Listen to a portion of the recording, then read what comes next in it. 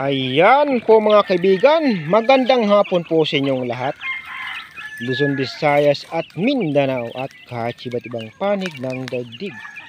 Welcome back to my channel, Katutubo TV Vlog. So ayan po mga kaibigan, nakita naman po natin na wala naman pong may nawala sa ating mga sisiw na bagong labas dito sa labas ng ating kulungan. So ayan, ito po yung iba. Ito yung ating mga bagong labas mga kaibigan.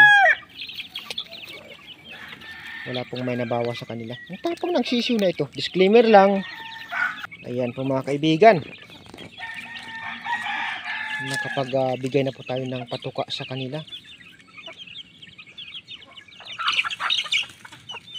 So tinignan po natin, kumbaga inobserbahan po natin kung ano ang mangyayari sa buong maghapon sa ating pag-alpas ng dalawang inahin na mayroong sisiw. Isa ay siyam, ang isa naman ay anim. So yung unang anim na ating inalpasan nung nakaraang linggo, ito pong para siyang puti na pula. So hindi na rin po natin siya tatanggalin hanggang bukas. Doon na lang po siya natin kumbagay itatali. So malinis naman po ang kanyang kalagayan doon, pati rin ho dito. Hindi naman po masyadong damo sa baba.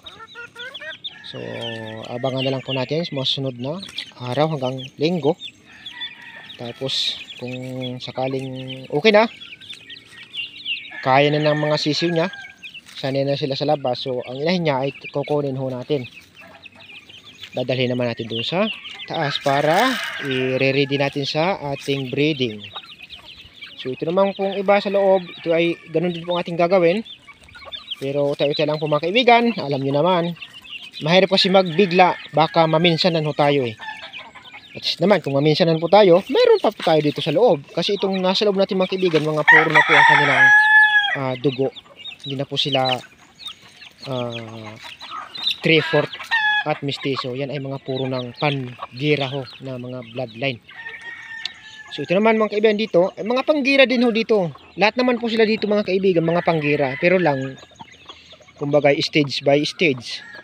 Mayroong mestizo, may halong Tagalog, mayroon namang kulang-kulang puro at puro. Ayan. Ito po yung ating isang third unit, kumbaga ikatlong inahin ating inalpasan. So mayroon po siyang siyam na sisiw. Ayan. Wala naman pong may nawala sa kanyang mga anak. So ito ay hayaan lang po natin, bibisitahin lang po natin mamaya sa gabi dito sa taas. Ayan. So ayan po mga kaibigan, tayo po ay magpapatuka na ng ating tandang, and then after that tayo ay magpapainom na kasunod. Ayan. So wala pong nangyari sa ating mga sisiw mga kaibigan. Congratulations! So ayan po mga kaibigan, thank you so much po sa inyong lahat. I-update ko na lang po kayo sa mga susunod na kabanata ng ating video na ilalabas patungkol sa ating mga alagang sisiw. So ayan. So magpapatuka na po tayo ng ating mga tandang mga kaibigan. Dahil lasing ko na. Kung nagustuhan po ninyo ang aking video, huwag po ninyong kalimutang mag-like, mag-share at higit sa lahat mag-subscribe para lagi pa rin po kayong updated sa mga susunod kong video na i-upload. Hanggang dito na lang mga kaibigan. Magandang hapon po sa inyong lahat. Bye-bye.